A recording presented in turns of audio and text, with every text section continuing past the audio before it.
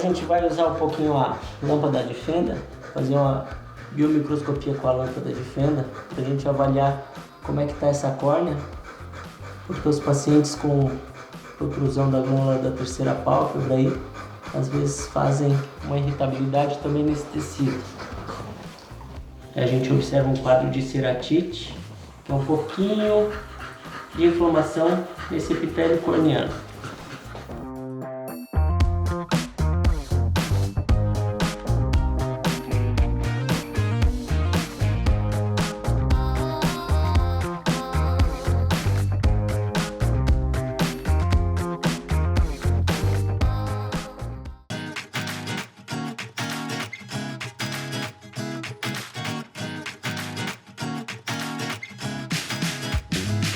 Bem-vindos ao canal Mais Pet. Hoje nós vamos falar sobre olho de cereja. Você sabe o que é isso?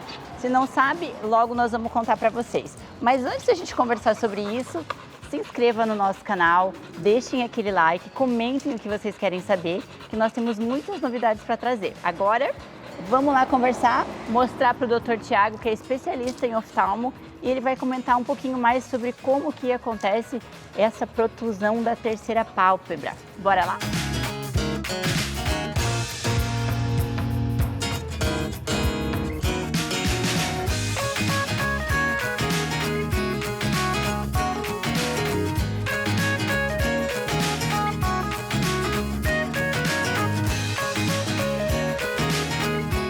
Olá, doutor!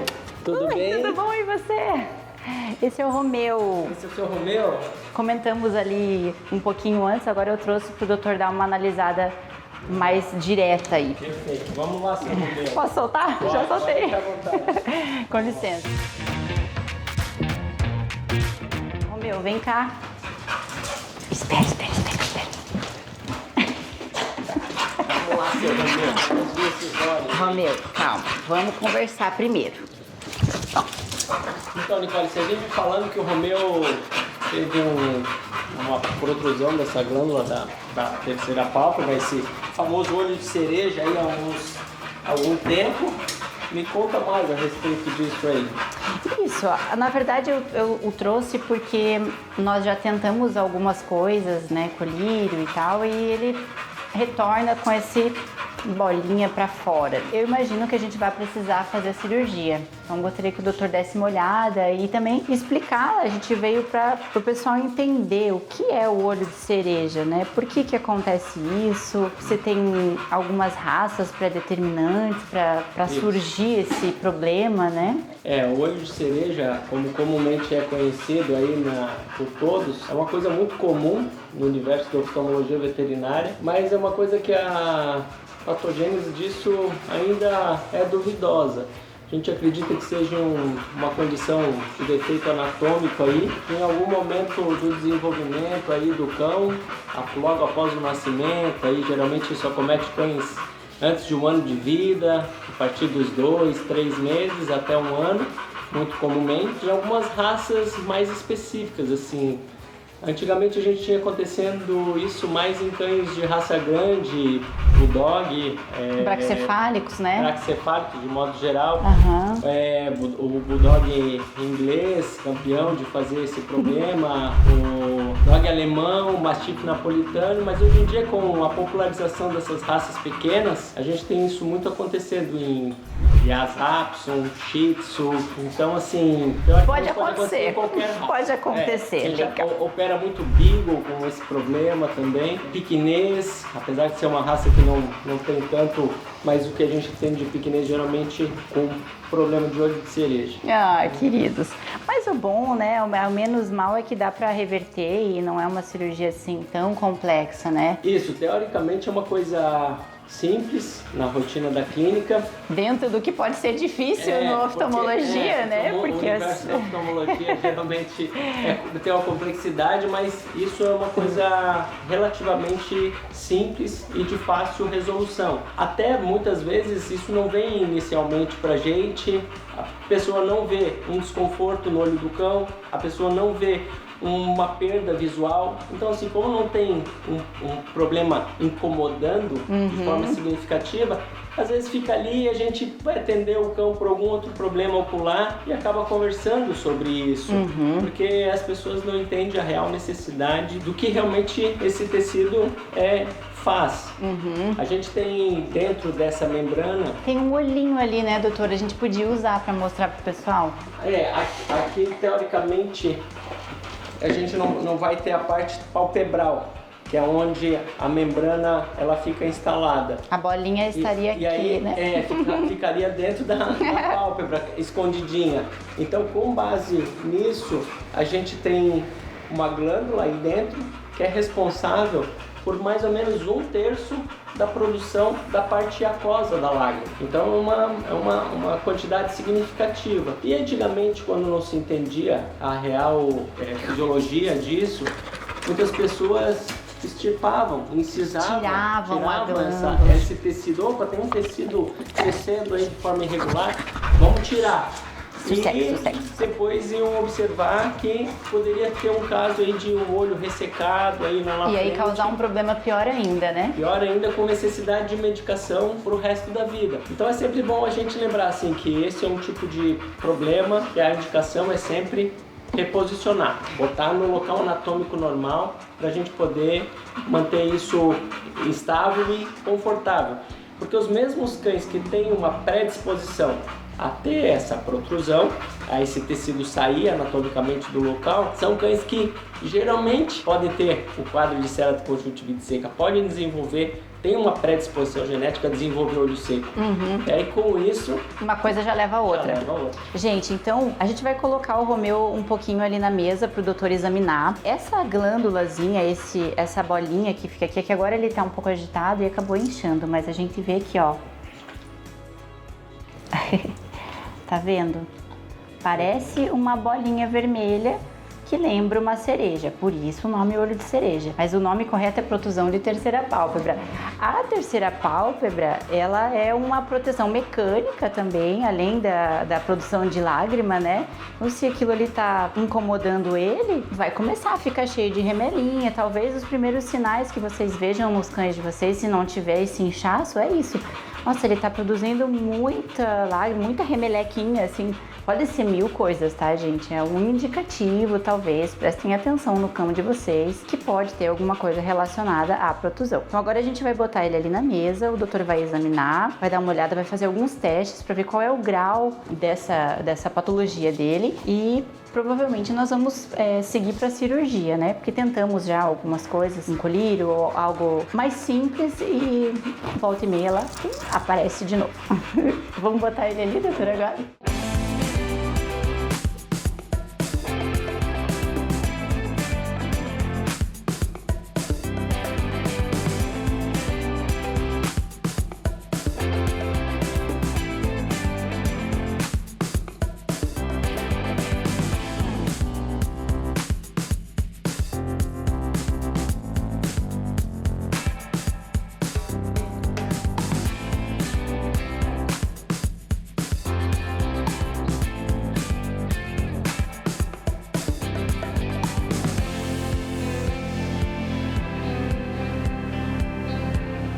Agora a gente vai usar um pouquinho a lâmpada de fenda, fazer uma biomicroscopia com a lâmpada de fenda, para a gente avaliar como é que está essa córnea, porque os pacientes com protrusão da glândula da terceira pálpebra aí, às vezes fazem uma irritabilidade também nesse tecido. A gente observa um quadro de ceratite, que é um pouquinho de inflamação nesse epitélio corneano.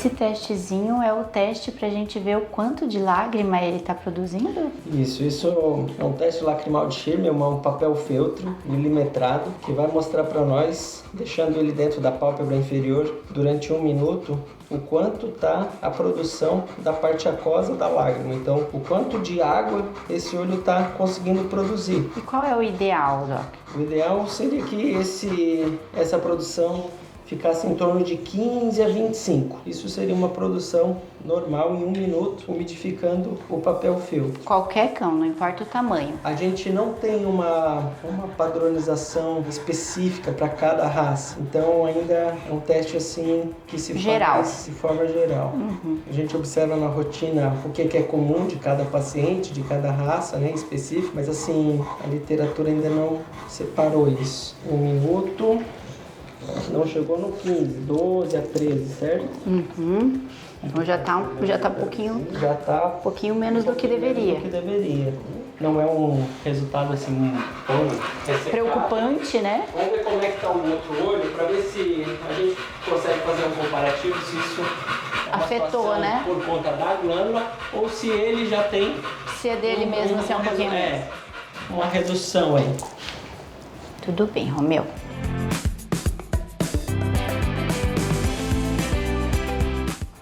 Esse aí ia ficar mais incomodado com isso aí. Querido.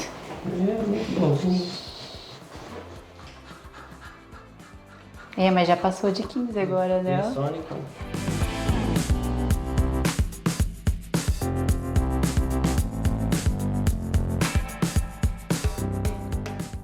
Muito bem, muito bem, muito bem.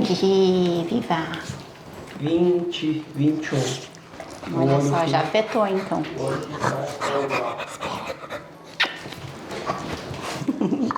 Fazer o teste por você e outra vez? Vamos.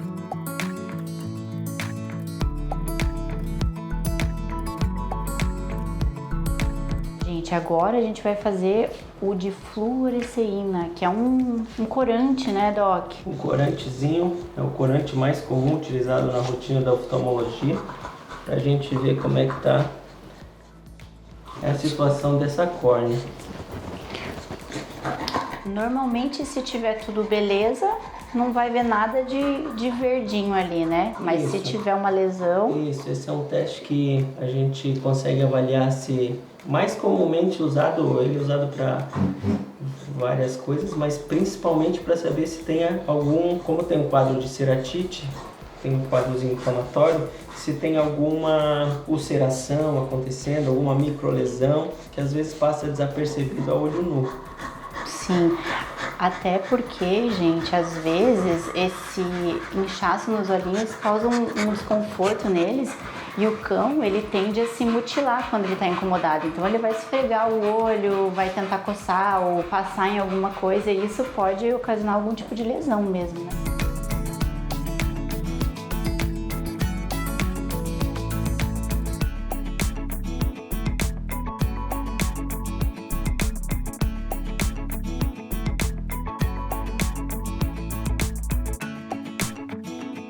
Muito bem.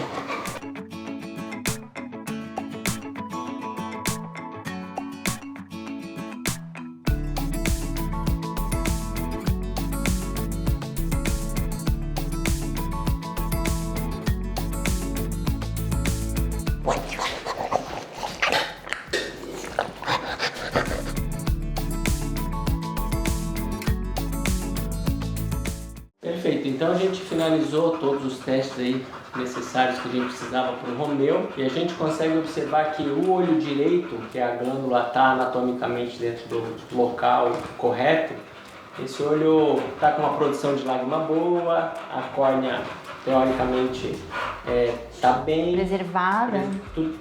tudo dentro do normal aí pro esperado dele, com a idade que ele tá, com a raça que a gente tem aí.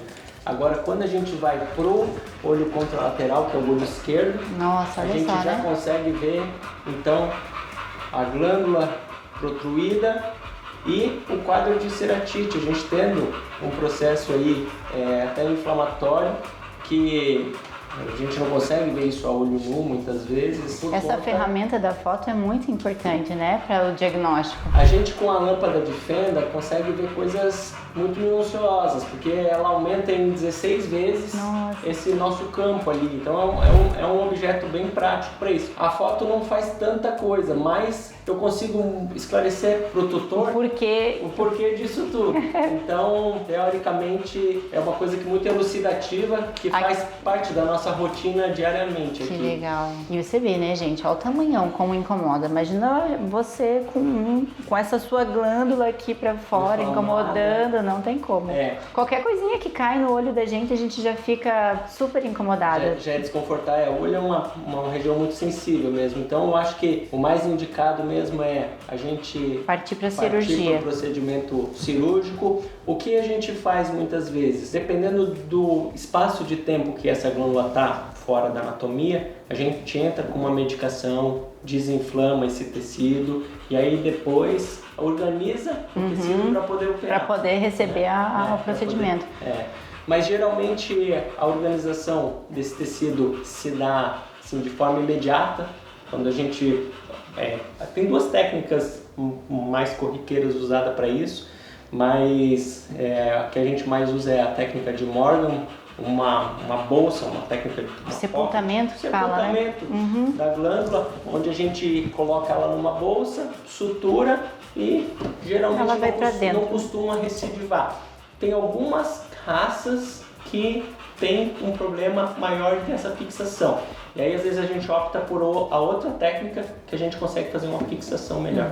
Gente, e assim, como é uma região muito, muito sensível, e aquele comentário que eu falei para vocês sobre o cão se mutilar quando ele se sente incomodado com alguma coisa, de dor, de esfregar, o pós-operatório é tão importante quanto todo o procedimento, porque não adianta vocês passarem por toda essa situação, né, e saber o que está acontecendo e em casa vocês não cuidarem, porque os pontos podem abrir.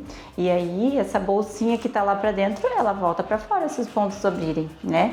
Então, como que o pós-operatório normalmente é o quê? De 7 a 10 dias, doutor? Geralmente isso. Usar o cone? Os primeiros 5 dias ali são os cruciais para o desfecho de tudo. Mas assim, geralmente, depois desse período de uma semana aí, o cão já está bem confortável com isso tudo e a gente consegue já ir liberando o uso do colar elisabetano, né? E aí os pontinhos são absorvíveis ou tem que tirar? Boa pergunta. Essa técnica, a literatura permite tanto ponto absorvível quanto não absorvível. Dependendo de como tiver essa glândula, tá uma glândula sem muita inflamação, é possível muitas vezes a gente optar por um por outro dependendo desse histórico, aí há quanto tempo está fora da anatomia, que raça que a gente vai operar, né? A gente vinha falando que isso acontece muito no cão jovem, mas não quer dizer que não pode acontecer no cão depois de uma certa idade. Até pelo quadro de ceratoconjuntivite seca, o olho está mais ressecado, fica arrastando ali esse tecido aí, essa pálpebra e pode protruir. Então, cada caso é um caso, né? Então, o idoso, né, já tem que pensar melhor no material também que vai utilizar. Show de bola, doutores. Bom, agradecemos, né, a sua disponibilidade de nos explicar, de trazer o Romeu aqui para a gente poder ilustrar a nossa conversa. Nós vamos partir para cirurgia mesmo, então, né? Vou conversar com os tutores, porque hoje eles não puderam vir, então eu o trouxe sozinha e aí a gente vai dar continuidade no tratamento do Romeu. Vai ficar 0, né? Ele já tá bem, não tá um caso muito avançado, não tem nada de preocupante, mas tem que resolver. Pessoal, e vocês que gostaram do atendimento do Dr. Tiago, ele já está na área desde 2006, tem uma clínica aqui em Balneário Camboriú especializada em oftalmologia veterinária. Então a gente vai deixar o link na descrição, se vocês quiserem, entrem em contato, deem uma olhada, vale a pena, gente. Pessoal, muito obrigada por ficarem até aqui com a gente. Não se esqueçam de se inscrever no canal, deixa o like, comentem. Vocês já viram algum problema oftalmológico? Se já, diz lá pra gente nos comentários o que vocês quiserem saber também. A gente vai responder tudo. Ficamos ansiosos para o próximo assunto. Eu vejo vocês no próximo vídeo. Tchau!